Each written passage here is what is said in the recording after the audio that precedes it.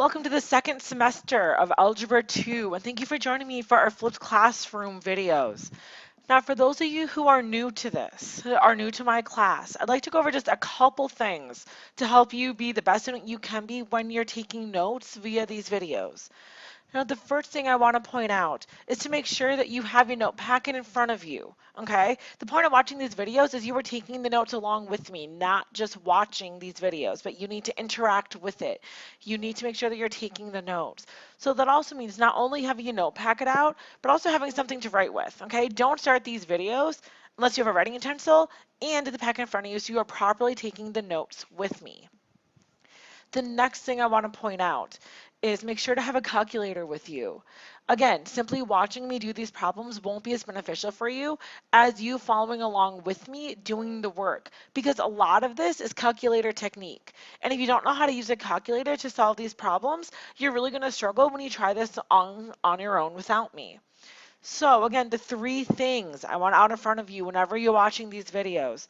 I want your note packet, something to write with, and a calculator. Now, to get started, let's look at these first notes. Today we're starting chapter 6, roots and radical expressions. So, you guys are probably all familiar with square roots right now. All right, you've been doing those for years. Now, the thing I want you to understand, there are actually higher roots than that. Just like with polynomials, you started with the squared, with the quadratics. And then in chapters 4 and 5, we took it a step further.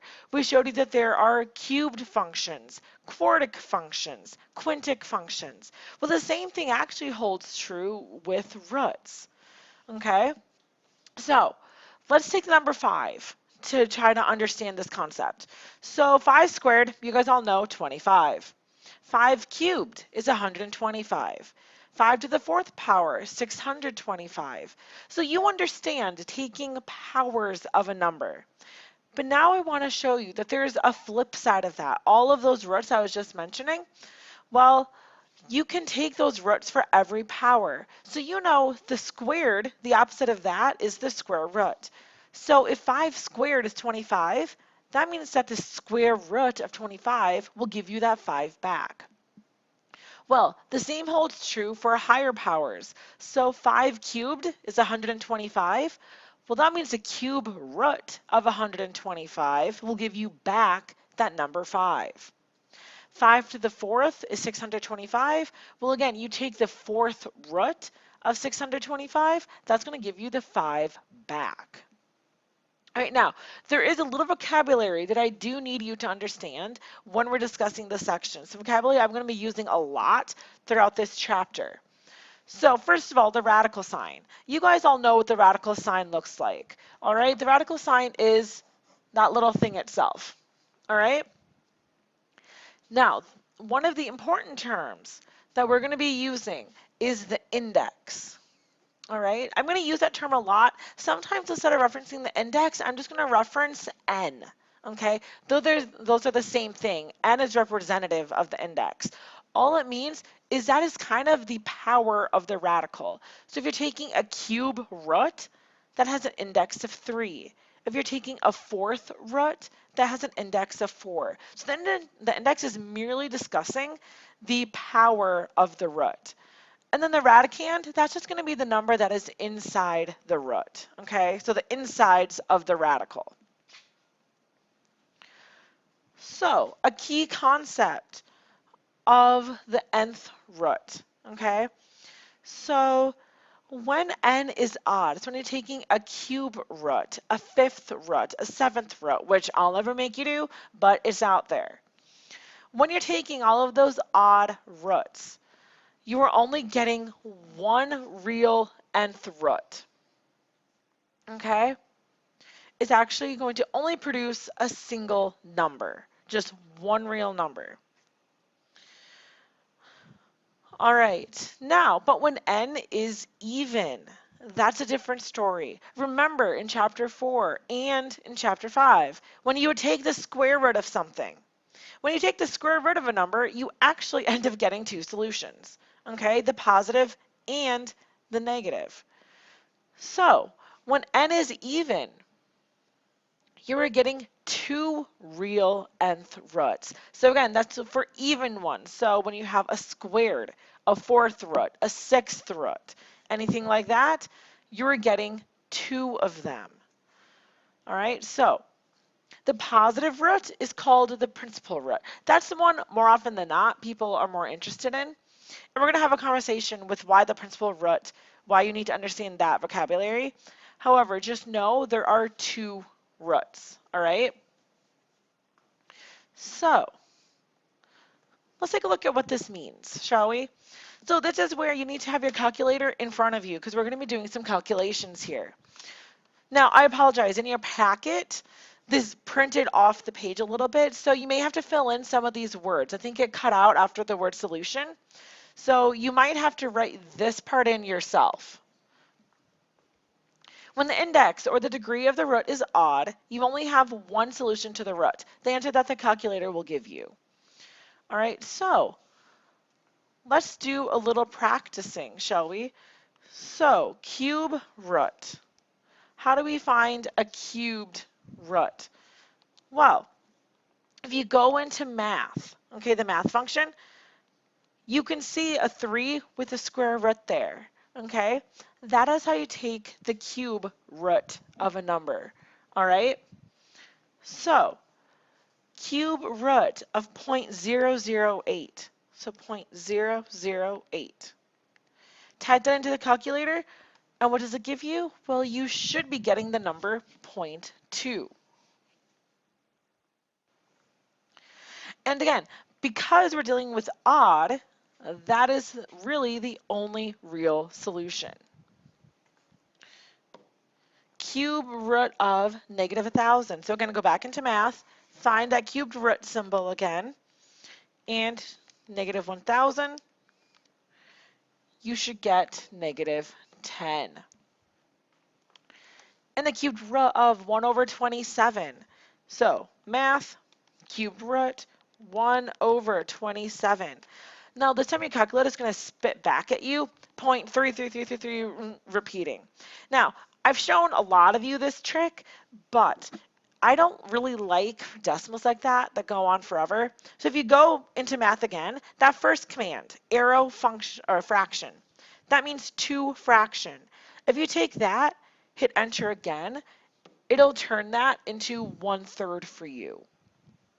So again, when you have a repeating decimal, please don't give me that repeating decimal. Turn it back into a fraction for me.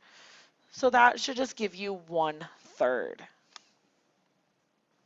All right, so that's what happens with the odd function, or with odd indexes. Again, it's really nice. All you have to worry about is what the calculator is actually giving you. All right, now when you have an even index, you have 2 solutions, a plus and the minus of the roots. Now, unfortunately, the calculator won't do this for you. You are going to have to remember this fact. Now, so here, what are the real 4th roots of 1, -0.0001, and 16/81? Now, I have put a little helpful thing here. Maybe I should have shown you this first. However, when I say go into math, this is the screen that you should be seeing. Now, cubed root, you already saw, has its own special one, all right? Now, this time I'm asking you for a 4th root, all right? So, for the 4th root, you're going to use this next one, okay? The one with the little asterisk by your radical sign, because that means you are actually inputting the number and then typing in that symbol. So if I'm doing a 4th root, that means in my calculator, I'm going to type in the number 4, then go into math, choose that symbol, and then type in each of my numbers. That's how you do these higher power roots. All right? So the real 4th root of 1. So go back to your main screen, type in the number 4, math, go down to that little one with an asterisk, then the radical sign, and type in the number 1. Now, it's going to tell you 1. However, you should remember we're talking plus and minus because this is an even index. okay, square roots, fourth roots, all of those. You're going to be getting the plus and minus when you take the root of that number. All right, now for the next one, negative 0.0001. So let's do the same thing. 4, go into math, choose that special option, and then negative 0.0001. All right, so the calculator tells you that this is a non-real answer, which shouldn't really surprise you. You already know you can't take the square root of a negative number. Same holds true for higher numbers. Now, the cool thing is in this chapter, as I've noted right here for you, my good news of the day is you don't have to worry about imaginary numbers in this chapter. In this chapter, we are only concerned with real numbers, okay? So all the stuff with imaginary numbers that we made you do in chapters 4 and 5 is awesome to know. However, we're not going to be doing that in chapter 6. All right? Chapter 6 is going to be beastly enough. You only have to worry about real things. So that one we're going to say no solution. No real solution. All right, 16 over 81. So type in the number 4, go down to your special asterisk radical, 16 over 81. All right, and your calculator is giving you kind of a nasty number. Oh, actually, I apologize. This one I should mention something. Because we are taking the root of a fraction, put that fraction inside of a parenthesis. All right, make sure in this case you're using parentheses, otherwise your calculator won't give you the right answer. So I'm going to put that here for you just to remind you. Fractions, use parentheses, because what you should be getting is 0.6 repeating. If you're not, it means that something is wrong. Okay? And 0.6 repeating, again, hopefully you guys recognize that as 2/3, but if you need the calculator's help to turn that into a fraction, math, arrow fraction, it'll do it for you. All right, so that's our calculator technique. That's how we can use the calculator to get these roots. All right, now, oh, and if you notice I forgot one thing, that should be a plus and a minus, all right? Don't forget that. Kind of drill that into your minds that when you have an even radical, make sure you're taking the plus or minus. Now, there is one little stipulation to that, okay? One little caveat is when it's written out in words, okay, think of that like solving an equation. Because remember, chapters 4 and 5 is always very specific. When taking the square root in an equation, you get the plus or minus. So when you're dealing with words, think, okay, I'm processing this like an equation. All right. However, if the root is already written for you, like in these instances down on the bottom, if it's already written out, then I don't want you taking the plus or minus. Then just use that principal root. Okay, remember I said this word was going to come back? So just take the principal root if it's already written out for you. Okay? So what I mean is, for this one, the cubed root of -8. Okay? So cubed root of -8, type that into the calculator, and you should get a -2, and then end of story, which it would have been the end of the story anyway, because that's an odd root. Now let's look at our next one. Square root of 0.04. All right, square root 0.04